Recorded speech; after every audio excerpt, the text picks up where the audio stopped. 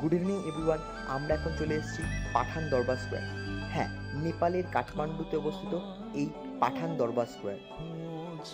চলো আস্তে আস্তে আমরা ভেতরের দিকে প্রবেশ করি আর তোমাদেরকে ডিটেলসে এখানকার আর্কিটেকচারগুলো একটু একটু করে দেখানোর চেষ্টা করি। চলো, তো স্টার্টিংয়েই আমরা এই মন্দিরে প্রবেশ করছি। আস্তে আস্তে আমরা ওপরের দিকে উঠে যাই আর চলো ওপর থেকে ভিউটা কেমন তোমাদেরকে একটুখানি দেখিয়ে দিই। চলো, তো ওপর থেকে ঠিক ভিউটা এইরকম দেখাচ্ছে। মানে এখানে এলে যেদিকেই তোমরা দেখবে সেই দিকেই শুধু পৌরাণিক পৌরাণিক সমস্ত মন্দির আর স্থাপত্যশিল্পের প্রমাণ পাবে। মানে নেপালের এই পাঠান দরবার স্কোয়ার এক হেরিটেজ স্থানও বলা যেতে পারে। মানে সত্যি এখানকার স্থাপত্য কীর্তি নিজে চোখে না দেখলে বোঝা যায় না যে কত নিখুঁত আর কত পৌরাণিক। সত্যি অসাধারণ লাগছে।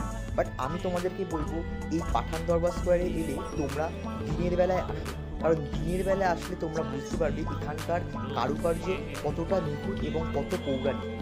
সত্যি এ এক অনস্বীকার্য মানে সৃষ্টি বলা যেতে পারে। তো আমার তো এই পাঠান দরবার স্কোয়ারে এসে খুব ভালো লাগলো। তো তোমাদের সবাইকেও রেকমেন্ড করবো তোমরা কাঠমান্ডুতে এলে এই পাঠান দরবার স্কোয়ার অবশ্যই ভিজিট করো।